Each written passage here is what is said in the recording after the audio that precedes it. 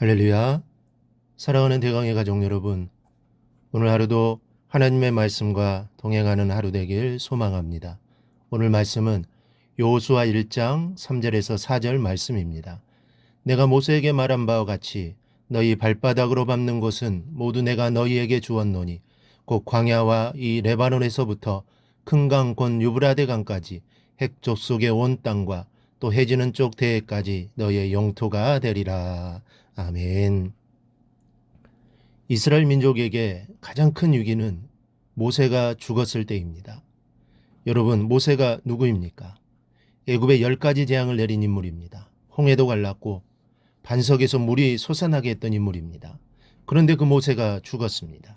그런데 모세가 나이가 늙어서 죽은 것이 아닙니다. 신명기 34장 7절을 보면 모세가 죽을 때 나이 120세였으나 그의 눈이 흐리지 아니하였고 기력이 쇠하지 아니하였더라. 병들어 누워있다가 죽었다면 충격이 덜했을 겁니다. 그런데 아직 건강하고 기력이 왕성한데 갑자기 죽은 것입니다. 게다가 지금은 광야를 지나 요단강만 건너면 가나안 땅에 접어드는 지점에 와 있습니다. 이제부터 벌어지는 상황은 전쟁입니다. 가나안 족속들과 창칼을 맞대고 전쟁을 치르며 정벌에 나가야 하는 출발점입니다. 아주 중요한 때에 모세가 죽은 것입니다. 그때 하나님께서 모세의 후계자 여호수아를 불러 이같이 말씀하십니다. 먼저는 모세에게 약속한 것을 너에게 주겠다 하십니다. 3절에 내가 모세에게 말한 바와 같이 너희 발바닥으로 밟는 곳은 모두 내가 너희에게 주었노니 라고 했습니다. 하나님께서는 모세에게 가나안 땅에 대한 약속을 주셨습니다. 신명기를 보면 여호와께서 그 모든 나라 백성을 너희 앞에서 다 쫓아내실 것이라. 너희가 너희보다 강대한 나라들을 차지할 것인즉 너희의 발바닥으로 밟는 곳은 다 너희의 소유가 되리니. 가나안 족속은 너희보다 강할 것이다.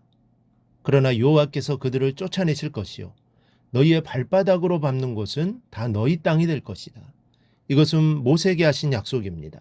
그런데 이 약속을 지금 여호수아에게 주시고 계십니다. 즉 모세에게 하신 약속은 곧 여호수아에게 하신 약속이라는 뜻입니다. 또 보실까요? 하나님께서 모세에게 하신 약속은 누구에게 하신 약속입니까? 이미 아브라함에게 하신 약속입니다. 창세기 12장 7절을 보면 여호와께서 아브라함에게 나타나 이르시되 내가 이 땅을 내 자손에게 주리라 하셨습니다. 다시 말해 아브라함에게 하신 약속은 모세에게 주신 약속이요 모세에게 주신 약속은 여호수아에게 주시는 약속이 되는 것입니다. 그렇습니다. 아브라함의 하나님은 이삭의 하나님이요 이삭의 하나님은 야곱의 하나님이요 야곱의 하나님은 곧 나의 하나님이 되심을 믿으시기 바랍니다. 모세에게 역사하셨던 하나님은 여호수아에게도 역사하시고 여호수아에게 역사하신 하나님은 오늘 나에게도 역사하시는 겁니다. 그러므로 여호수아에게 하신 말씀은 바로 나에게 하신 말씀임을 믿어야 합니다. 그리고 이를 믿고 담대하게 나아갈 수 있기를 바랍니다. 또 하나는 주시되 모두 주시겠다고 말씀하십니다. 하나님은 성경에 기록하신 말씀 그대로 이루어 주십니다. 즉 주시되 모두 주신다고 말씀합니다. 여기서 모두라는 말은 히브리어로 콜이라는 말로 전체 다를 의미합니다. 반은 주고 반은 안 주시는 것이 아닙니다. 모두 다 주시겠다는 것입니다. 성경에 기록된 하나님의 말씀은 어느 정도 성취되는 말씀이 아닙니다. 완벽하게 전부 말씀 그대로 성취되어지는 것을 믿으시기 바랍니다. 우리의 희망이 무엇입니까? 성경에 기록된 말씀보다 희망의 말씀은 없습니다. 왜냐하면 그 말씀은 1.1획도 어김없이 다 성취되고 이루어질 것이기 때문입니다. 그러므로 우리는 하나님의 말씀을 믿음으로 나아가야 합니다. 또 하나는 하나님의 언약은 이미 성취된 것입니다. 3절에 내가 모두 너희에게 주었노니 그럽니다. 주었노니 이것은 완료형입니다. 이미 성취가 되었고 하나님께서 이미 주셨습니다. 이미 가나안 족속의 손에서 떠나 이스라엘에게 주셨다는 뜻입니다. 참 신기하지 않습니까? 지금 이스라엘은 가나안 정벌 전쟁을 시작하려고 준비하고 있습니다. 아직 가나안에 들어가지도 않았습니다. 준비만 하고 있을 뿐입니다. 그런데 하나님께서는 이미 주셨다고 말씀하고 있습니다. 이처럼 미래에 일어날 일을 이미 발생한 것처럼 묘사하는 것을 예언적 과거형이라고 하는데 구약의 예언자들은 이러한 예언적 과거형을 사용하여 하나님의 약속이 반드시 성취될 것임을 백성들에게 확신시키곤 했습니다. 하나님께서 가나안 땅에 대한 약속을 이처럼 과거형으로 말씀하신 것은 그만큼 당신의 약속이 확실함을 강조하신 것입니다. 사실 하나님의 약속은 주어지는 순간 이미 성취된 것이나 마찬가지입니다.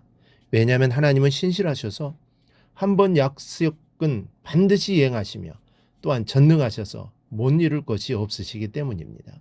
실제로 본문의 가나안 땅에 대한 약속을 비롯하여 하나님의 모든 약속은 어느 것 하나 성취되지 않은 것이 없습니다. 그래서 하나님께서는 내 입에서 나가는 말도 헛되이 내게 돌아오지 아니하고 나의 뜻을 이룬다고 하셨습니다.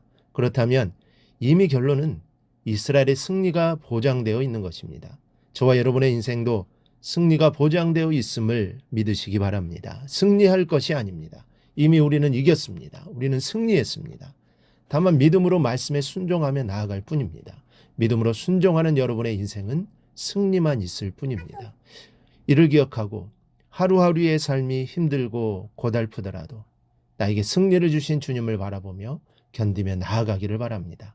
그러면 이스라엘이 가나안을 정복했듯이 나의 삶에도 승리의 날이 반드시 올 것입니다. 이를 기억하고 주님만 바라보며 믿음으로 나아가기를 주님의 이름으로 축원합니다.